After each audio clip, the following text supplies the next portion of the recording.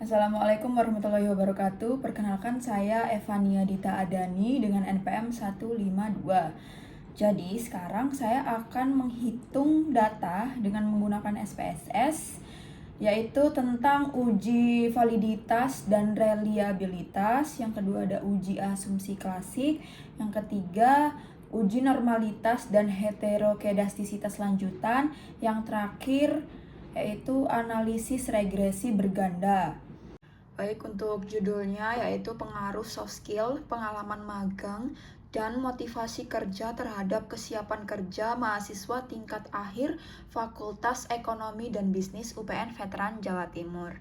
Nah, berikut ini adalah data-data dari kuesioner yang menggunakan skala Likert 1 sampai 5. 1 berarti sangat tidak setuju dan 5 adalah sangat setuju. Untuk X1-nya adalah soft skill, X2-nya adalah pengalaman magang, dan X3-nya adalah motivasi kerja.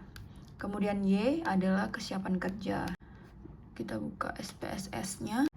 Nah, untuk memasukkan data-data tersebut, ini di variable view. Kita input di name X1.1 1.2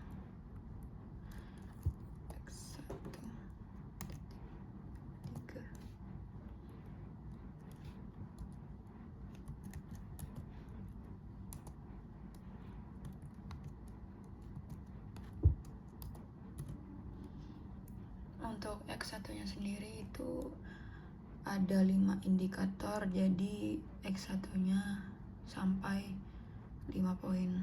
Di sini X1-nya diganti dengan label soft skill. Baik, sudah seperti ini. Kemudian langsung saja di copy paste dari data yang sudah ada di Excel.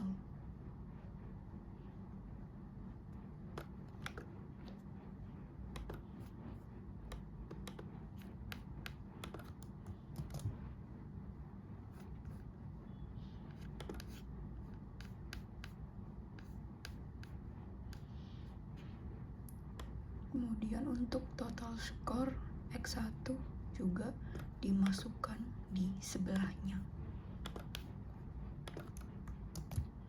Oke, begitu seterusnya.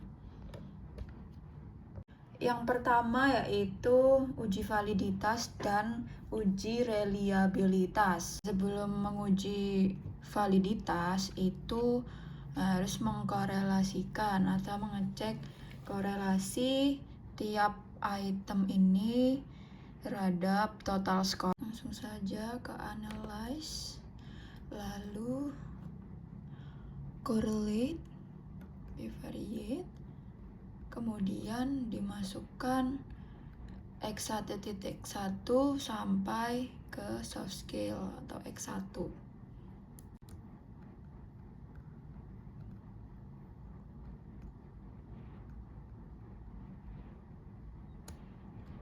Sudah, langsung dipindahkan saja ke kanan. Untuk mengecek korelasi atau hubungan ini menggunakan Pearson yang two-tail. Langsung saja diklik OK.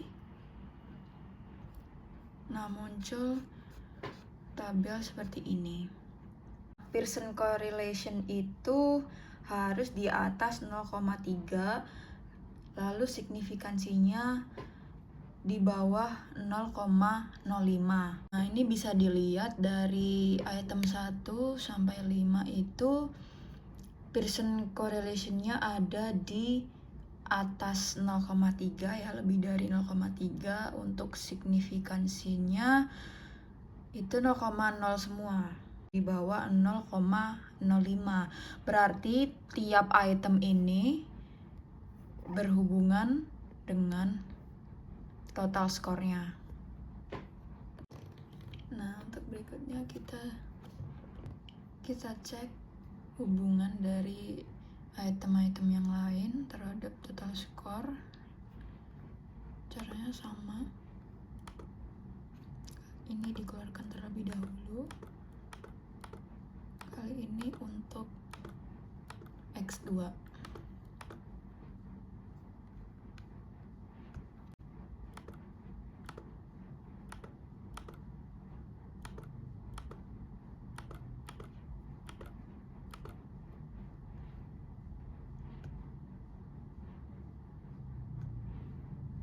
Bisa dilihat Pearson correlation-nya semuanya di atas 0,3, lalu signifikansinya sama 0,0, di bawah 0,05, berarti berhubungan.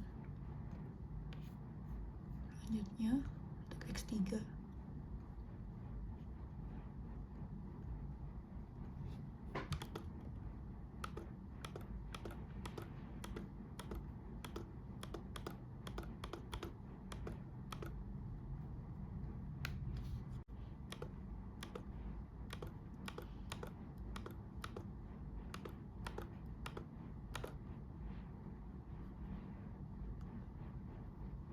Item di X3.1 sampai 5 itu nilainya Pearson correlation lebih dari 0,3, 0,8, 0,7, 0,8, 0,7, 0,8. Signifikansinya semuanya 0,0. Kemudian selanjutnya jadi kita cek Y.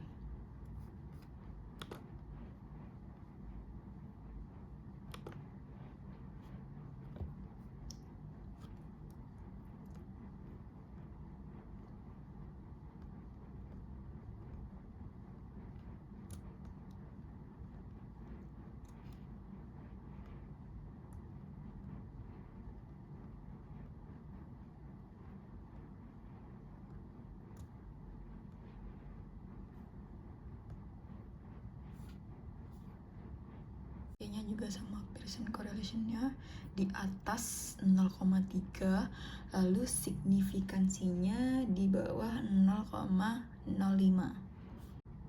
Berikutnya uji reliability. Itu menggunakan analyze, scale, reliability analysis.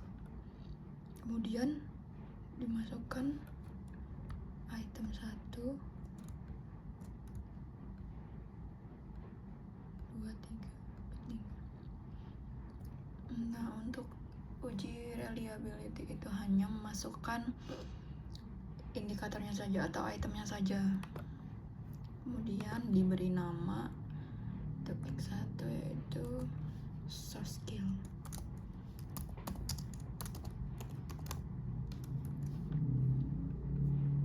Untuk statistiknya menggunakan default setting, klik OK. Kemudian muncul nilainya. Instrumen dapat dikatakan reliable apabila memiliki nilai Cronbach alfanya lebih dari 0,7.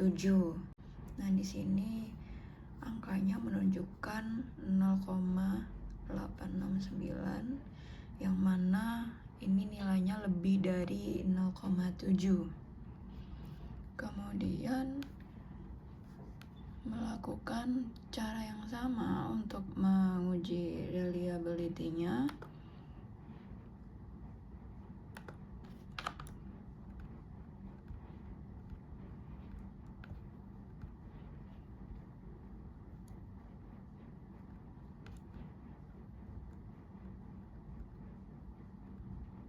Kali ini untuk X2.1 sampai X2.5. Namanya diganti menjadi internship atau pengalaman magang. Maaf tipe. Internship. Oke, sudah. Reliability internshipnya di sini angkanya 0,862, di atas 0,7, berarti reliable. Selanjutnya untuk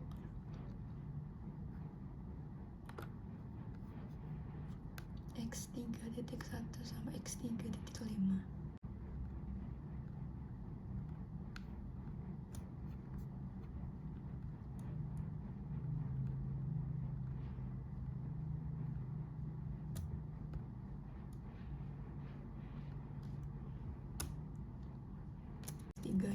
yaitu motivasi.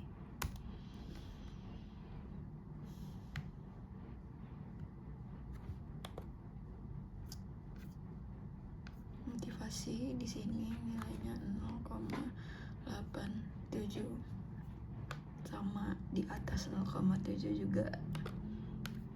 Kemudian kita cek reliability-nya Y.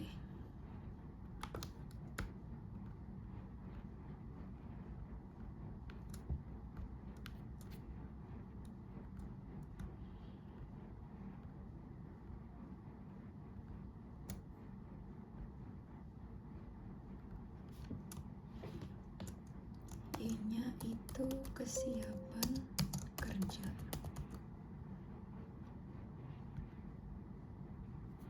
Oke, sudah muncul nilainya 0,880 di atas 0,7. Part selanjutnya yaitu uji asumsi klasik. Uji asumsi klasik sendiri itu ada 4. Yang pertama ada uji normalitas, yaitu menguji data terdistribusi secara normal atau tidak. Kemudian yang kedua ada heterokedastisitas. Uji heterokedastisitas ini untuk melihat nilai residualnya. Yang ketiga ada uji multikolinearitas, yaitu melihat apakah ada hubungan antara X1, X2, dan X3. Yang keempat ada uji autokorelasi. Langsung saja dianalyze, regression, linear. Nah, di sini dimasukkan hanya X1, X2, X3-nya sama Y. Ini ke independence list, kemudian untuk Y-nya di dependent list. Di sini diubah dulu statistiknya, dicentang bagian collinearity, lalu kemudian Durbin-Watson-nya juga continue. Di plots ini dimasukkan Z prediktornya ke X list, kemudian S residualnya dimasukkan ke Y list,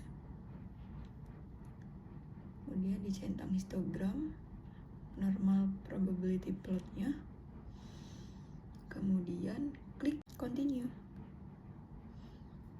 Cek dulu, ini settingan default. Sebuah persamaan regresi ini memenuhi asumsi normalitas bila gambar grafiknya berbentuk lonceng. Nah, di sini data residualnya berbentuk lonceng ya, berarti memenuhi asumsi normalitas. Kemudian untuk plotnya ini searah dengan garis, tetapi ada beberapa yang menjauh dari garis. Scatter plotnya titik-titik yang menyebar, tidak membentuk pola tertentu. Heterokedastisitas ini dapat diketahui dengan melihat scatter plot. Jika titiknya tidak menyebar dan membentuk pola tertentu, maka terjadi heterokedastisitas. Untuk ini titik yang menyebar dan tidak membentuk pola tertentu berarti terbebas dari heterokedastisitas. Selanjutnya uji multikolinearitas.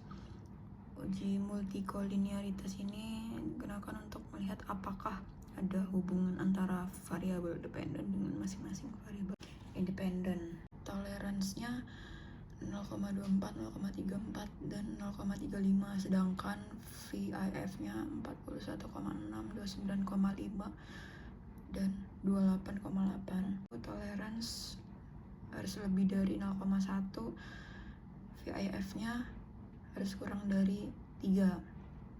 Maka di sini tidak terbebas dari multikolinearitas. Kemudian autokorelasi.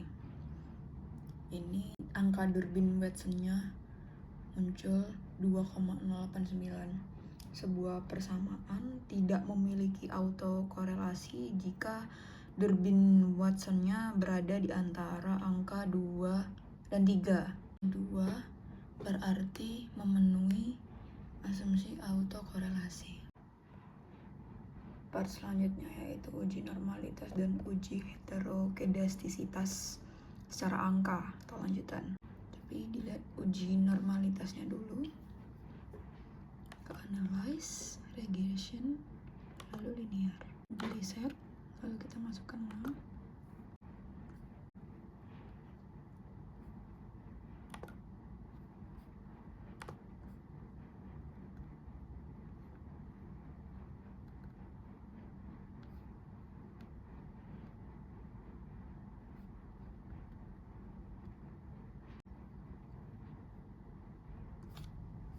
Residualnya di sini. Uji normalitas menggunakan Kolmogorov dan Smirnov. Ini dilakukan analyze, kemudian deskriptif, explore,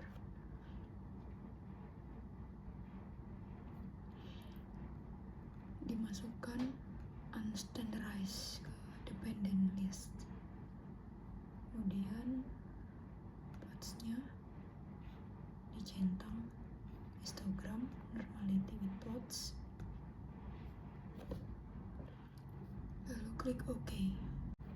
Ini nilai signifikansi dari Kolmogorov-Smirnov-nya 0,03, yang mana itu tidak lebih dari 0,05, artinya tidak terdistribusi secara normal. Shapiro-Wilk nilai signifikansinya 0,032, tidak lebih dari 0,05, berarti datanya tidak terdistribusi secara normal. Kemudian ada juga yang menjauh dari garis, sehingga dapat dikatakan tidak memenuhi asumsi normalitas.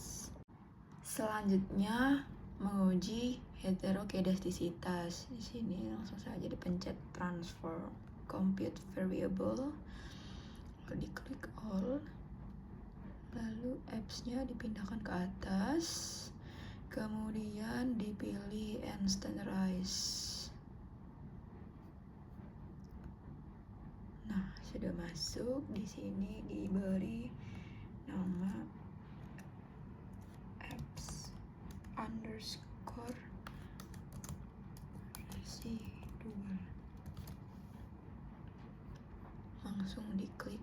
Ini nilainya sudah tidak ada minus dan semuanya ada 2 angka setelah koma. Ini analyze, regression, linear. Ini di reset, dimasukkan semua variabel independennya ke sini, lalu untuk dependennya diisi dengan absolute residual. Data tidak ada gejala heterokedastisitas bila masing-masing variabel independen tidak berpengaruh terhadap absolute residual. Nilai signifikansinya harus di atas 0,05. Untuk uji F-nya angkanya 0,59. Uji T-nya semuanya ini di atas 0,05. Ini ada 0,4, 0,1 sama 0,6. Nah, baik uji F dan uji T ini tidak memiliki pengaruh terhadap absolute residual karena semua nilai signifikansi dari uji F dan uji T itu di atas atau lebih dari 0,05. Sehingga dapat disimpulkan bahwa penelitian ini telah memenuhi asumsi heterokedastisitas atau lolos dari heterokedastisitas. Part selanjutnya yaitu analisis regresi berganda. Kemudian regression, linear.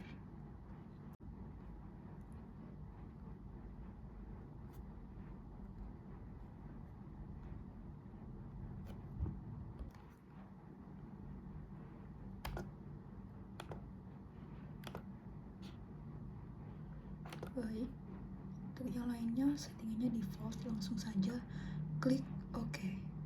Di sini bisa dilihat R-square-nya 0,97. Kenapa tidak melihat adjusted R-square? Karena kuesionernya menggunakan skala Likert dan memiliki satuan yang sama. R-square-nya di sini 0,97 atau bisa juga jadi 97,4%.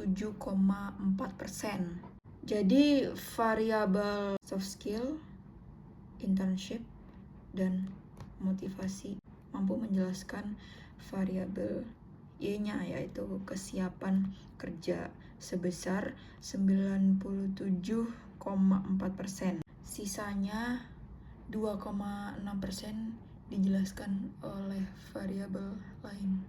Untuk uji F-nya diperoleh nilai signifikansinya 0,0. Nilai signifikansinya kurang dari 0,05 berarti secara serentak variabel-variabel ini itu berpengaruh terhadap variabel Y-nya, yaitu kesiapan kerja. Selanjutnya kita lihat uji T-nya. Uji T-nya ini untuk mengetahui pengaruh secara parsial terhadap variabel Y-nya. Dapat dilihat nilai signifikansinya ini ada 0,03, 0,11, sama 0,023. Dari nilai signifikansinya kurang dari 0,05. Berarti yang berpengaruh terhadap variabel Y dilihat dari nilai signifikansinya itu ada di soft skill 0,03 sama motivasi 0,23. Disimpulkan bahwa soft skill dan motivasi kerja itu berpengaruh terhadap kesiapan kerja secara parsial. Kemudian untuk mengetahui nilai dominan yang mempengaruhi variabel Y itu dilihat dari nilai betanya di unstandardized. Tidak memakai standardized karena satuannya telah sama dan ini bukan merupakan laporan keuangan. Kuesioner juga menggunakan skala Likert. Bisa dilihat di sini nilai yang paling besar itu ada di soft skill. Kenapa tidak internship dan motivasi? Karena motivasi ini nilainya jelas lebih kecil dari soft skill. Kenapa tidak internship atau pengalaman magang? Karena dari nilai signifikansinya saja dia lebih dari 0,05, yang mana berarti itu tidak memiliki pengaruh terhadap kesiapan kerja. Jadi dapat disimpulkan bahwa pengaruh dominan adalah soft skill terhadap kesiapan kerja. Ini adalah persamaan regresinya. Didapat Y sama dengan 1,26 ditambah 0,471 X1 ditambah 0,28 X3. 1,26 ini merupakan nilai konstan. Kemudian 0,47 ini didapat dari nilai beta koefisiennya soft skill yang berpengaruh. Dia merupakan X1, kemudian tambah 0,28. 0,28 ini adalah motivasi, merupakan X3.